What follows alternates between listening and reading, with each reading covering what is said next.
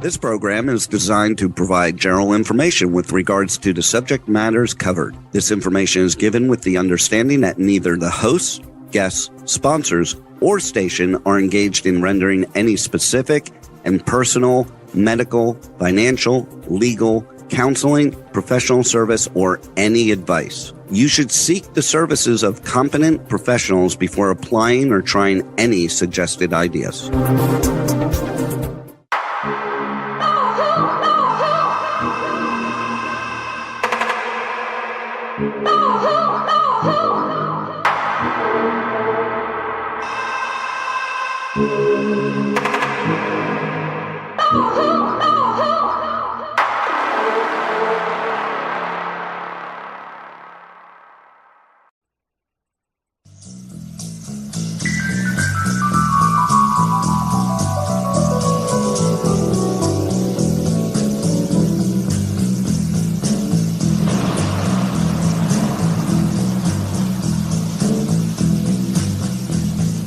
Riders on the storm, riders on the storm.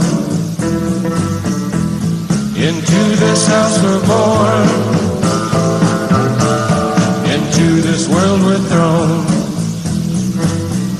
Like a dog without a bone, and packed we're out on loan. Riders on the storm, there's a killer on the road. Squirming like a toad. Take a long holiday, let your children play.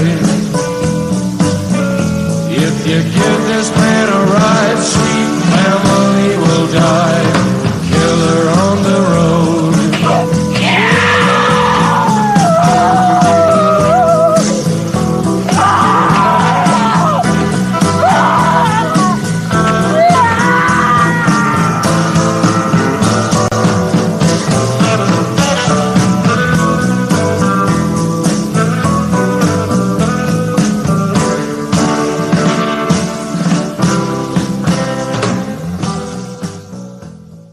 Two victims were ordered out of the car and shot out of the car. Around San Francisco, the name Zodiac evokes darkness. Scary, and the murders are real. 4 decades have done nothing to lessen the brutality of his crimes. 5 point-blank executions by bullet and blade. There were multiple victims from multiple areas. For 2 years, the Zodiac killed. Police are now convinced that it was the killer of a San Francisco cab driver who sent in a swatch of bloody cloth with a letter to the San Francisco Chronicle. Taunted police in a string of letters to local newspapers. The Zodiac would write letters to the editor bragging of his exploits. Dear editor, this is the Zodiac. Then disappeared. Zodiac's identity has become the holy grail for a dedicated band of amateur sleuths. Over the years, thousands have taken up the hunt. We went hunting with a few of them. Hello? None more memorable than Dennis Kaufman. For him, unmasking the Zodiac is not a profession, but an obsession. I realize that a lot of people come forward and claim to know who the Zodiac is, and that makes it very difficult for me, because the bottom line is, I really do know who the Zodiac is. 1971 to 1974. Dennis Kaufman spent 8 years building a circumstantial case against his stepfather. He claims even accounts for the Zodiac's disappearance. Because we moved to Minnesota, then to Texas, and then back here. It started a month later. DNA tests are being done on letters and envelopes sent from Jack Torrance. They're not telling me everything either. All I know is that they want more items, so that's what we're doing. The FBI not closing the books on attempts to identify the Zodiac, the serial killer from the 1960s. Tonight claims there's a new connection between the FBI suspect and the Zodiac. Chris Pickle is live in the CBS 13 newsroom with the new developments. You've been following this one closely. Yes, I have. And a local document examiner now says she has been able to link the two, and that is all there in black and white. I told him it was purely an entertainment value, that I would even take a look at it. A case she wasn't interested in turned intriguing. Forensic document examiner Nanette Bardo let a pile of handwriting samples sit on her desk for 2 months. Once she started going through them, instead of discounting a connection, she reached a conclusion she never expected. My opinion, Jack is indeed the author of the Zodiac letters. Jack. Zodiac, a name that terrorized Northern California for almost a decade. He would murder and then write to Bay Area newspapers taking credit for his crimes. There have been many people over the years that have came forward claiming to know the identity of the Zodiac killer. It seems to be an obsession for people all over the world, and it only seems to grow with time. His reign of terror began in 1966, and after 1974, Zodiac vanished just as mysteriously as he appeared. My name is Dennis Kaufman. Join me in my journey for the truth. My name is Stephen Dewhurst. I'm an associate professor at Northern Arizona University. After investigating Dennis Kaufman's evidence and his case for his stepfather being the Zodiac killer, at this point I am completely convinced that Jack Terrence was in fact the Zodiac killer, and probably a whole lot more. Just over a year after Mom's death, in June of 2000, I was in Olympia, Washington, visiting my sister.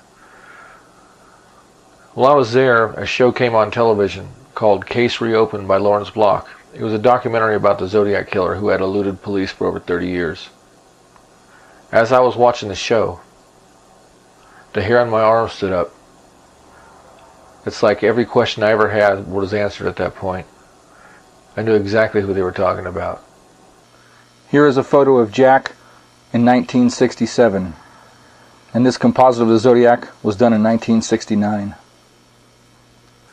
The photo of Jack was taken in 1973. The Sonoma composite was done in 1975. Notice the lazy left eye.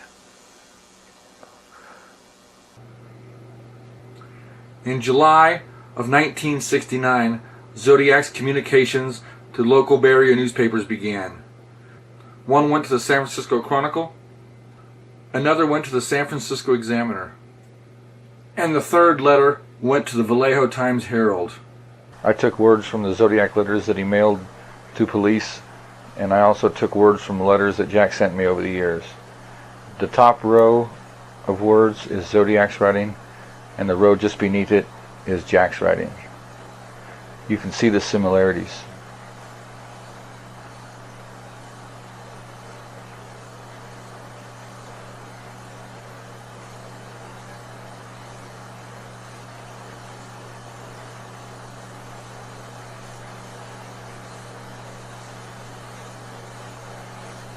The only difference I noticed in the writing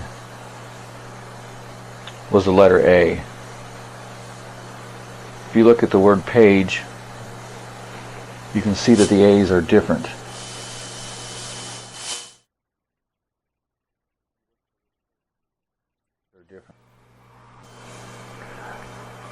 Jack sometimes forgets and writes the letter A like he did on the Zodiac letters.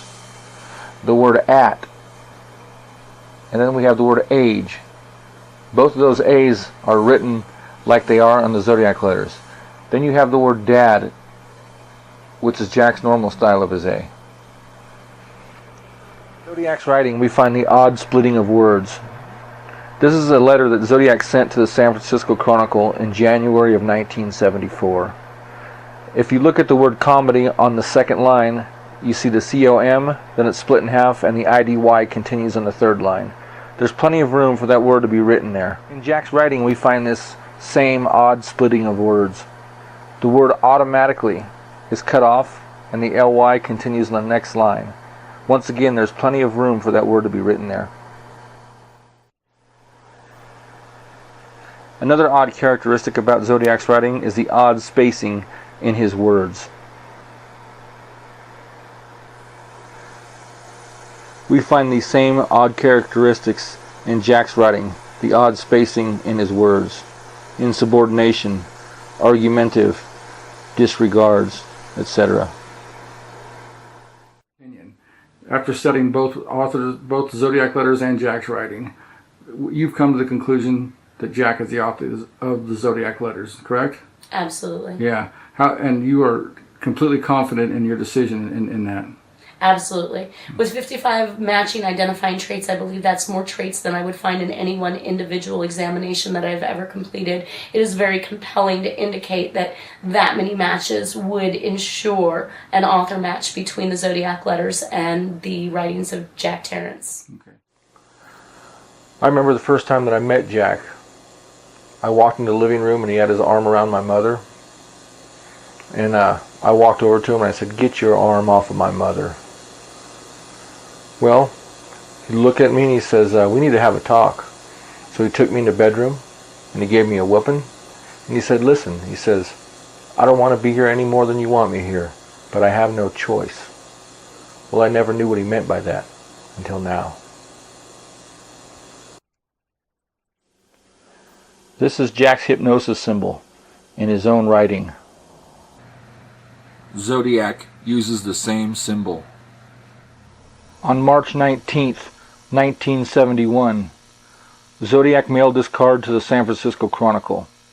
It was mailed from Pleasanton, California. The card is a rendition of an area in Lake Tahoe. This is where we were living at the time. Jack had a court date in San Jose, California, the very same day that this postcard was mailed. He would have had to go right through Pleasanton on his way to court that day. We were living in South Lake Tahoe. He would have took Highway 50 down through Sacramento, then on the 680 South, right through Pleasanton. This is where the letter was mailed that day, and this is where his court date was in San Jose.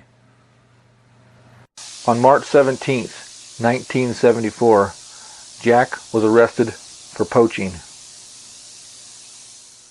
On July the 8th, 1974, Zodiac mailed this letter from San Rafael, California.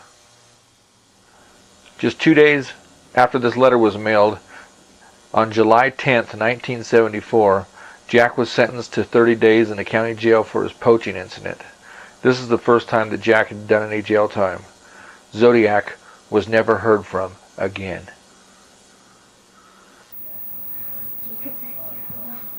Is he capable of doing something like murder? Yes. Based on what I remember growing up, he has told enough stories that makes me think that he has committed murder. Hearing what I've heard, going out and committing cold-blooded murders, hard for me to believe. Is it possible? Yeah, probably. And all I remember is him pulling out a pocket knife and he stabbed somebody. And I just remember horrified because I had known Mom didn't want us to see that. Now, what kind of statement is that? That was after he told me that him and Denny had killed that man in that cabin. So this is a story he told me him and Denny had done together in Northern California. Had burned a man alive in the cabin.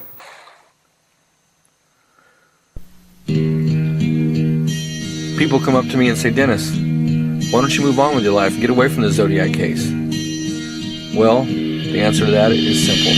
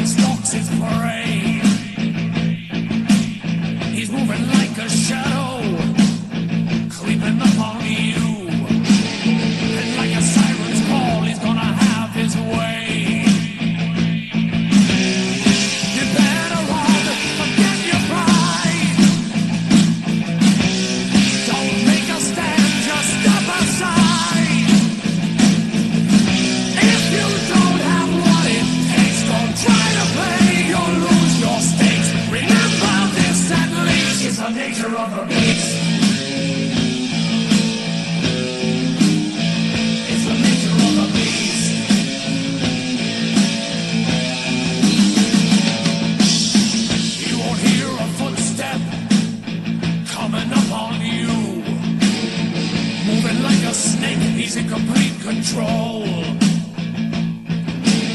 This killer knows his business. He is the predator. You are his only target. You're his only goal. What will you say? What will you do? Your wildest nightmares coming true. There is nothing you can say. No way to change. He won't delay. His game will have his feast. It's the nature of the beast. It's the nature of the beast.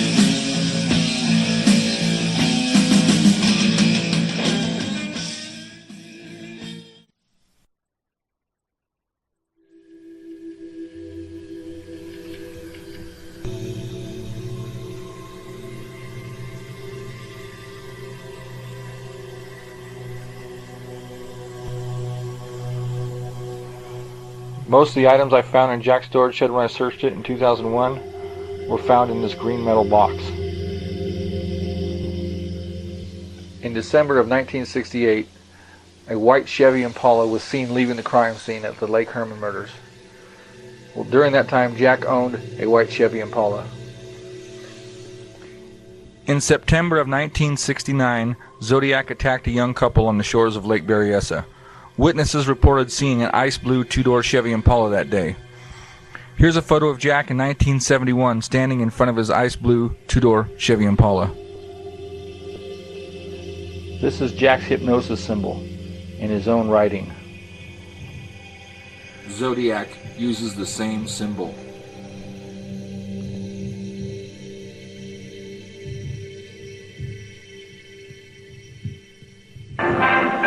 Dr. Zodiac, not ordinary criminal. He is man of great ego, with disease known to science as pseudologia fantastica. Criminal egotists find pleasure in laughing at police. Jack was stationed at Treasure Island during the time this movie was playing there. In September of 1969, Zodiac attacked a couple on the shores of Lake Berryessa. At the crime scene, he left behind shoe impressions. Police were able to determine that they came from a rare military shoe called a wing walker. They were designed for walking on the wings of airplanes. Jack would have had access to these military shoes when he was a technical supply sergeant for the United States Air Force. On June 3rd, 2003, I was at my cell phone store, and Jack was there too, and he found one of my guns that I had hidden in the back. Well, I saw him with the gun, so I grabbed my pistol from underneath the counter, and luckily my little brother was in between us, because one of us probably would have shot each other. Well, just after this incident, a customer walked in named Tracy. She had been in my store prior to that, and I knew she was married to a sheriff. And she walked in my store, and she could tell something was wrong. And I was trying to play it off so it wasn't obvious that something had just happened. And about that time, Jack came from the back and handed me something like a pencil. I don't remember what it was, but he handed me something. And Tracy was like in shock, and she said, "Who is that man?" I said, "Tracy, you really want to know?" And she said, "Yes, I do." So I told her. And she left, and there was 3 Sacramento sheriffs at my store within 20 minutes that she had sent down there, and they interviewed Jack. And this is her story. Display, I noticed there was a man standing at the door, the back door, and he was just staring at me, and I looked up and I said, "Hi, how are you?" And he just looked at me. He had no expression on his face whatsoever. It was very eerie, to say the least.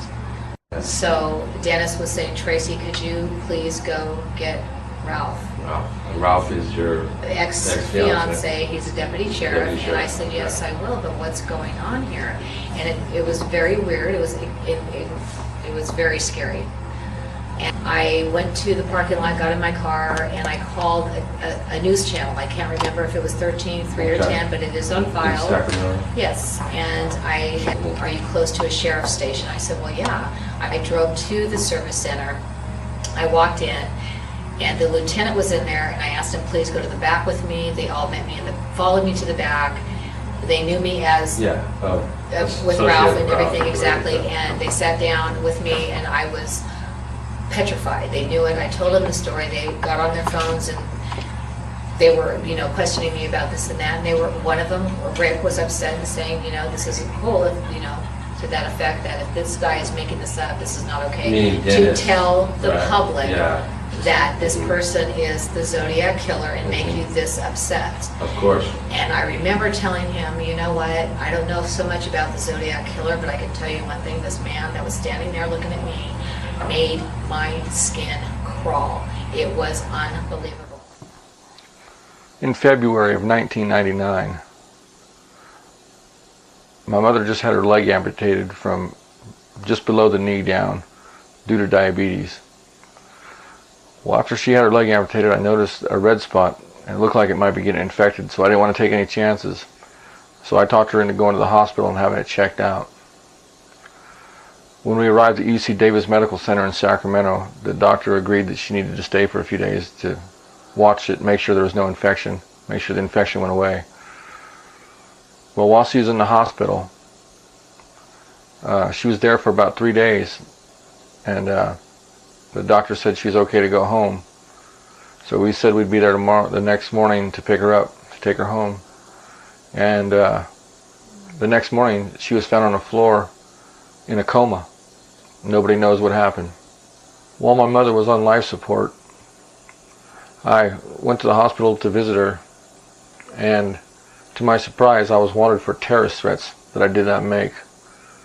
I was barely able to make it out of the hospital without getting caught. So I sent my girlfriend Joy back down there to see what was going on. Come to find out, Jack, my stepdad, had called the hospital and said he was me, and he threatened to kill the security guards. I was wanted for terrorist threats. And my mother passed away before I was able to clear that up.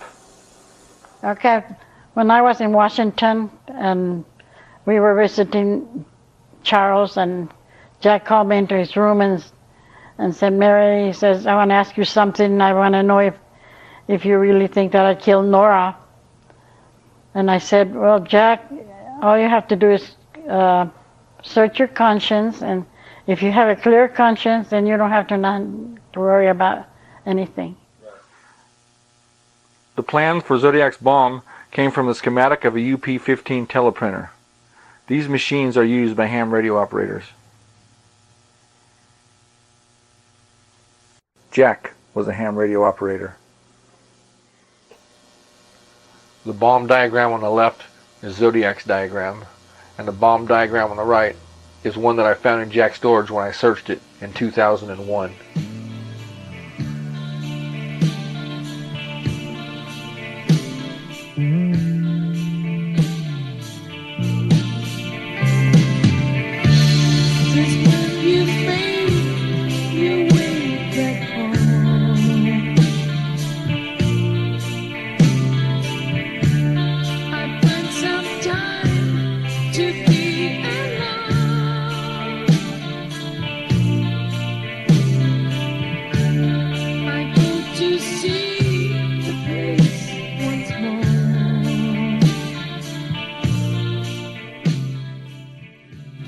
Zodiac case, we have 3 different composites from 3 different counties.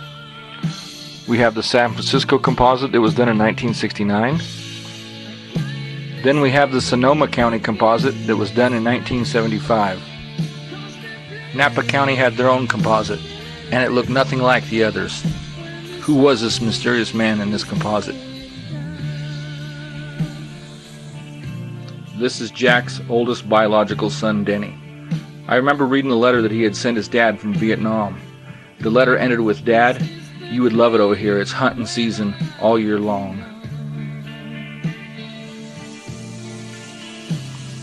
By March of 2001, I was fed up with the answers I was getting from different law enforcement agencies regarding Jack's involvement in the Zodiac case. So I decided I should call him just to see what he had to say.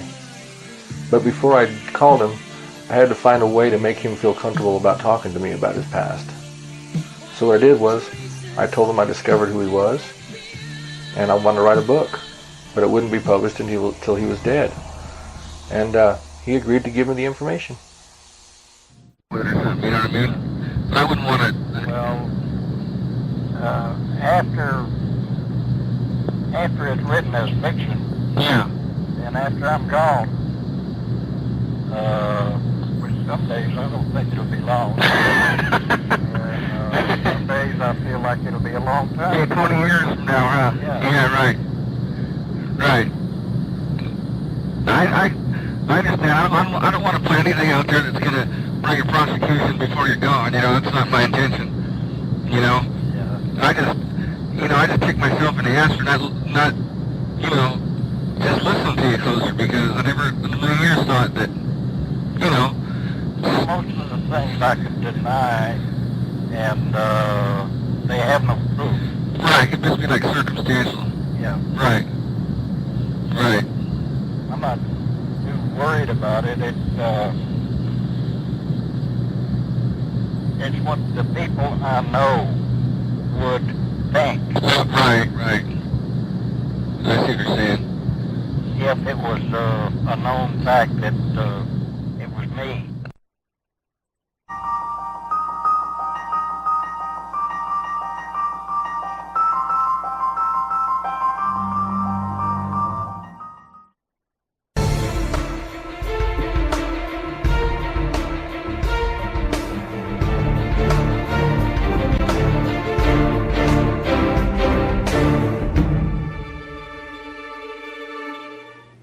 On March 13th, 1971, Zodiac mailed this letter to the Los Angeles Times. It was mailed from Pleasanton, California. It says, "This is the Zodiac speaking. Like I have always said, I am crack-proof. If the Blue Meanies are ever going to catch me, they had better get off their fat asses and do something, because the longer they fiddle and fart around, the more slaves I will collect for my afterlife. I do have to give them credit for stumbling across my Riverside activity, but they are only finding the easy ones. There are a hell of a lot more down there. The reason that I am writing to the Times is this. They don't put me on their back pages like they did some of the others. San Francisco PD 0, Zodiac 17+.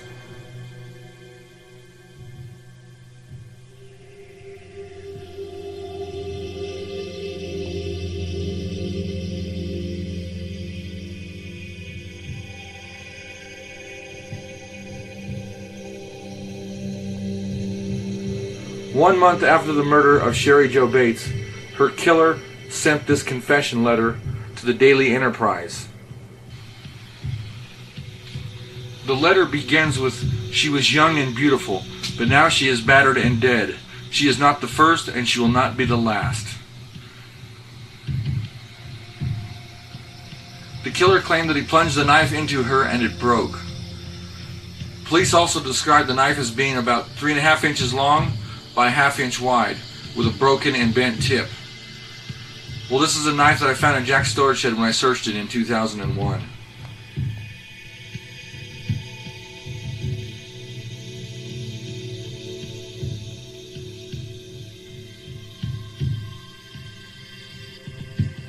Just 6 months after the murder of Sherry Jo Bates, her killer sent 3 different letters. One of the letters went to the Riverside Police Department. It said, "Bates had to die. There will be more." Another letter went to Sherry Jo Bates' father, Joseph Bates. It said, "She had to die. There will be more also." And the third letter that was mailed in April of 1967 went to the Press Enterprise in Riverside. Communications to local Bay Area newspapers began. Just like in Riverside, he sent 3 different letters.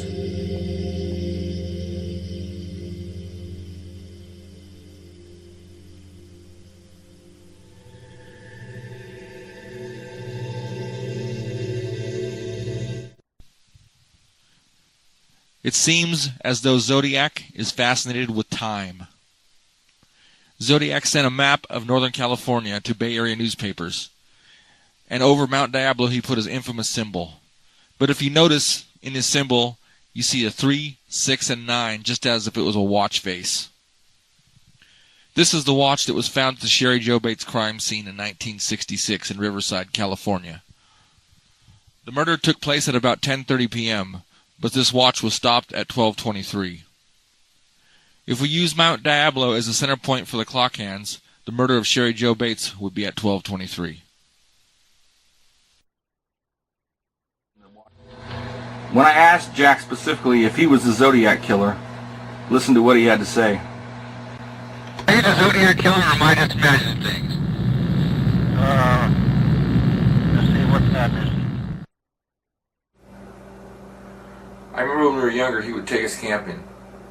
And when we got to our camping spot, he would take his AM radio, his map, and his compass. What he would do is take his AM radio and he'd find an AM station. He'd point the radio in that direction, and wherever the radio cut off at, he knew there was a station in that direction. He would take 2 stations and do that with, and he would take and draw a line and somehow pinpoint our location on the map. I never understood why he did this until now. Zodiac ended one of his letters with P.S. The Mount Diablo code concerns radians and inches along the radians. This killer was after something completely different. Zodiac also sent a map of the Bay Area, and over the top of Mount Diablo, he put his infamous symbol.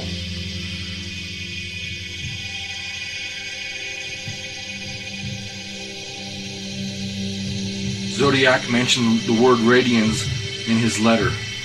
But what exactly is a radian? A radian is an angle of 57.3 degrees.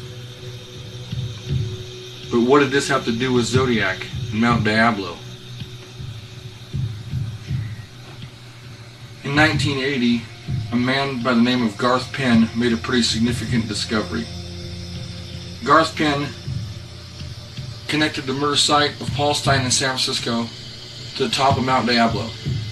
Then he took the 2 known murder sites just outside Vallejo and connected them to Mount Diablo. He discovered that it made an angle of 57.3 degrees, a perfect radian. I took Penn's theory and went a step further. I connected the crime scene at Lake Berryessa to the top of Mount Diablo, and I realized that it made an odd angle of 16.2 degrees. I did not realize the significance yet at this point. I would later discover that 6 radians plus 16.2 degrees make a complete circle. Mount Diablo is the center point for longitude and latitude. This here is the top of Mount Diablo, center point for longitude and latitude.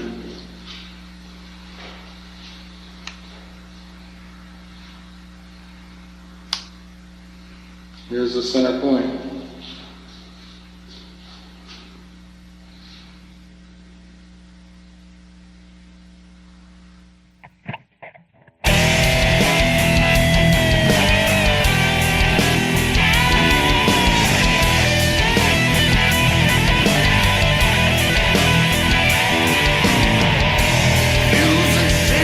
Situation don't make much sense to me.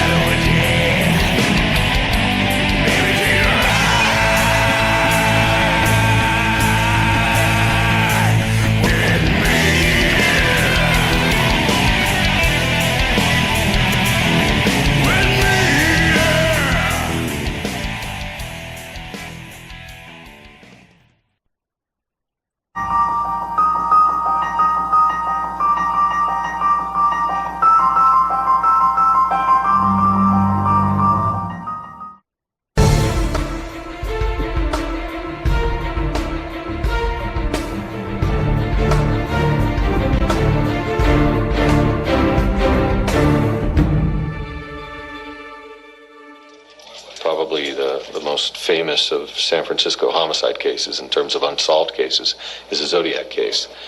And literally every day we receive some type of notification, a message in the mail or a phone call. Now we even get email messages regarding this case. And so it was decided that the case would be reactivated and assigned to an active homicide team. There's a subset of the population that is obsessed with the case. To some, it's like a religion. Yeah, appreciate it.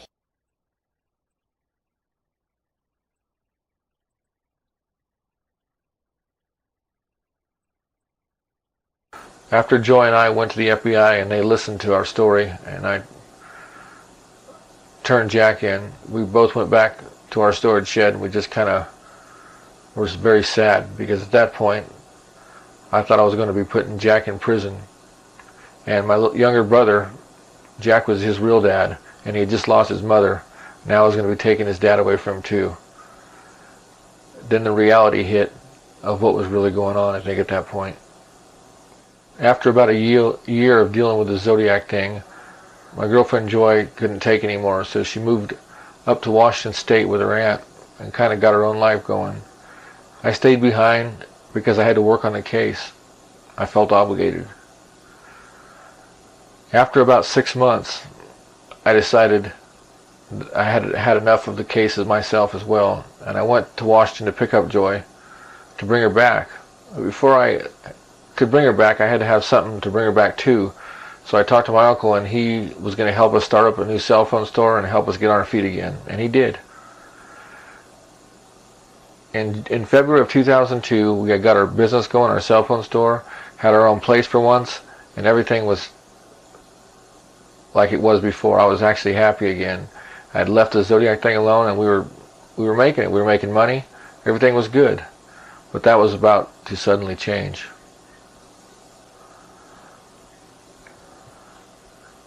Our business had been successful. Our first month, we were doing really good. We had our own place, and everything was good. And out of the blue, Jack shows up at our front door from Texas. And I told him, Jack, you can't stay here. And he talked me into letting him stay one night. And the following day, he was to go to his brother's house. His brother's house, it was just down the road, his brother Don. And my biggest mistake was letting him stay that one night. After we all went to bed, we heard banging on the walls, and Jack was banging on the walls, and the neighbors were banging back, and we were afraid we were going to lose our place that we'd just gotten. So I couldn't take anymore. I called the cops on Jack and told them that I wanted this man out of my house. Well, the cops took Jack outside and talked to him, and it wasn't but 2 or 3 minutes before he had him convinced that he had dementia. So one of the cops came over to me and says, your dad suffers from dementia, and there's nothing we can do. We can't remove him from your house. And I said, well, he's not welcome here. Then the police officer proceeded to tell me that not only can we not remove him from your house, if you kick him out, we're going to charge you with a felony for abandonment of an elderly person. At this point, I'd had enough. I went up to my room and I grabbed my pistol. I couldn't take any more. He was not going to ruin my life again at this point. And Joy wound up running out the front door, and that was the last time I seen her. And now I'm stuck living with a man that murdered my mother, and all of a sudden my life has did a 180-degree turn. Arthur Leigh Allen did not donate the biological material that was recovered from the stamp or the Zodiac correspondence that yielded this result. When you write, you rest the heel of your palm, a very characteristic part of it, on the paper. And people in those days weren't really aware that you could leave a palm print and that it could be identified. They knew about fingerprints, but the public really wasn't that aware of palm prints. They were able to obtain palm prints from Arthur Leigh Allen. It was compared to the one that had been developed earlier, and they don't match. That is not Arthur Allen's palm print. I worked with several law enforcement agencies on this case, trying to bring Jack Tarns to justice.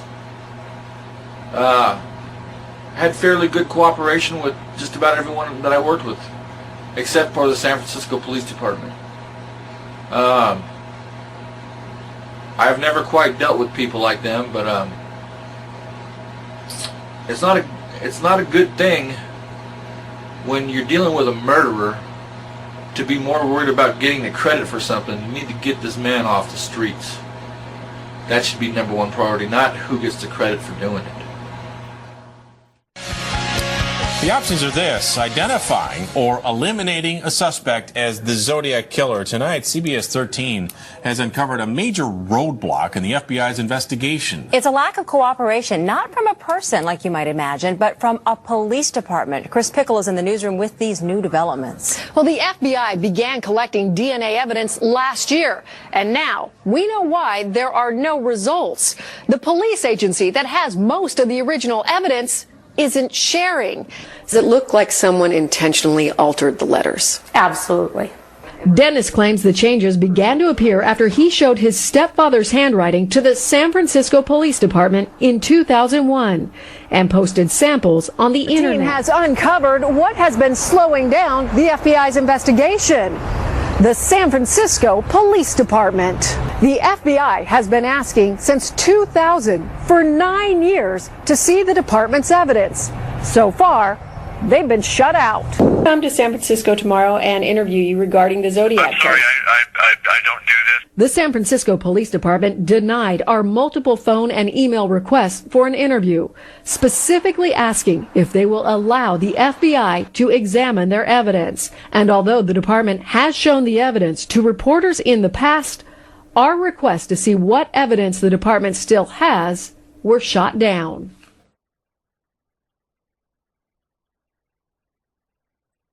You know, it kind of annoyed me. You know, as I told him initially, our laboratory was committed to a 30-day turnaround time. Right. So we would have been so much further ahead than where we are now. Absolutely. But, you know, everyone, because it's such a high-profile deal, right, everyone wants to be the one, you know, to say, I was the one who solved this, you know. Right. This was my case, and da-da-da.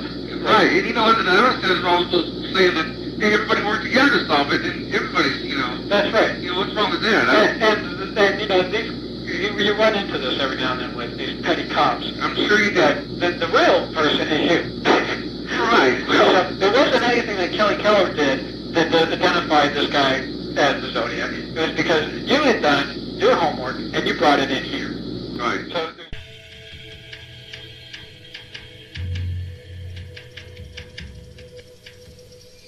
This is the property that Jack owned in 1974. My partner Robert Manor and I decided to revisit this place and just have a look around and just see if we noticed anything.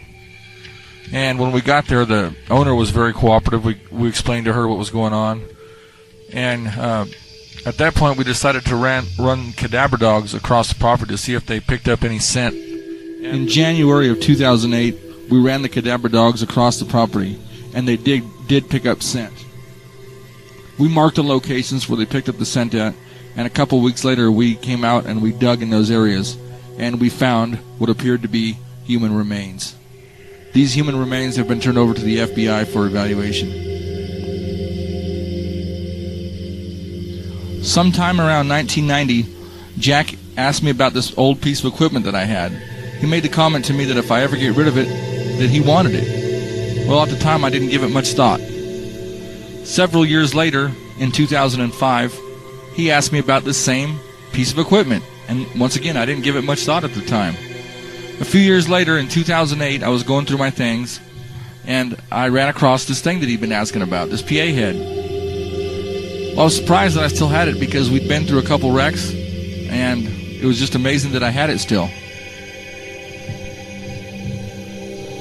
I decided to open it, but I had no idea what I was about to see.